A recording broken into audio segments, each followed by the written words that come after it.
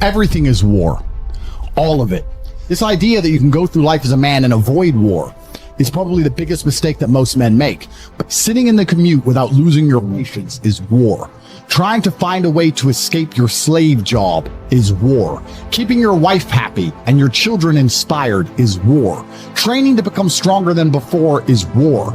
It is all war, and it cannot be avoided. And I'll tell you why it's war, because war is two opposing sides trying to achieve the same goal.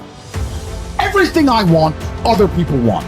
Everything I desire, other men are trying to get. This is a war, and I must outcompete them. First, two opposing sides trying to achieve the same goal.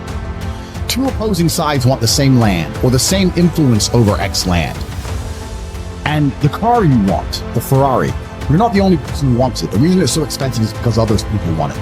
The girl you want, the beautiful woman, everyone wants her. It is war. It is competition.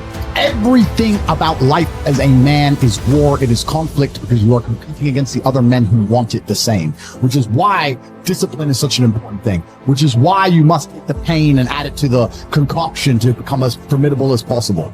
Life is war. This idea that you can go through life as a man and avoid war is probably the biggest mistake that most men make. Even in jail, it was a war for who could stay most calm.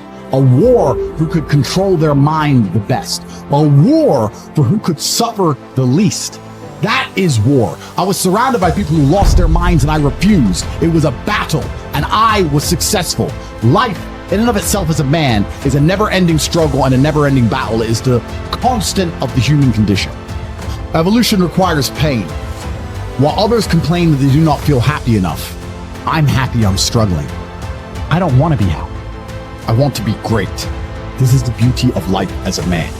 You understand? I don't care. I'm happy to be struggling. I wanted to fight. You wanted to win. I wanted to fight. That's the difference. You're concerned with winning. I wanted to just fight. And we're fighting. That is the beauty of life as a man, to be great. If you concern yourself only with being happy, you are once again acting like a female or a child. Happiness is fleeting. It doesn't even matter if you're concerned only with the hedonism of happiness. You're going to drink alcohol and go to parties and go to festivals and take drugs. I want to be happy. Who cares? I want to be great. I want to be great all of the time. And let me ask you a question as a man at home, genuinely, truthfully. Would you rather be a loser who's always smiling, a happy loser, or would you rather be a stressed winner?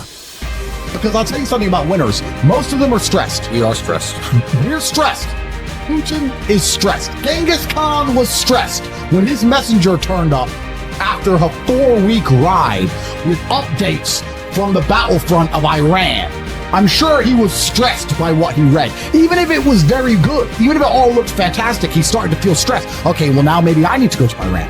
How long is it going to take me to get there? Maybe we need to send more horses. Maybe we need to colonize Iran. He felt stress because the beauty of life as a man is to be great. So you have to sit here and ask yourself, do you want to be a happy loser that's insignificant? Nobody knows you exist. Women don't respect you. Men don't respect you. Nobody cares if you live or die, but you get to smile all the time. Or do you want to be one of the most important people on the planet with a little bit of stress? I am brilliant because I've decided to be brilliant. And if I have to sacrifice happiness to be brilliant, then that's fine. You know what the great thing about it is? You know it's amazing what God gives, how the whole world becomes full circle? If you stop caring about being happy and you start caring instead about being great, guess what you end up being? Great. Along with great. And you know what? Happy. You end up happy if you forget about happiness and try to become great. You will never be successful if you're concerned about being happy, so forget about it. I like to consider myself a wise old man, and I'm trying my best to encourage and instigate a revolution amongst the youth where men take absolute self-accountability and they believe in themselves and they take responsibility for absolutely everything. As a man, you are most formidable if everything is your fault. If it rains outside and you get wet, that is still your fault. Can you control the rain? No. Could you have brought an umbrella? Yes. You need to blame yourself for all things, the good and the bad. And by doing this, you take absolute self-accountability, which allows you to build a mental model in which you will find solutions, 1. 2, avoid trouble, because you know that anything bad happens to you is your fault. And 3, be the most fearsome competitor possible, because we're living in a very competitive world nowadays amongst the elites. The people who understand that you're living inside of a fish tank are trying very hard to get out. And you have to make sure that you can outrun some of whom you want to escape. There's an age-old adage If a bear is chasing a group of people, you do not have to be the fastest one. You just have to be faster than the slowest. The slowest person is going to die.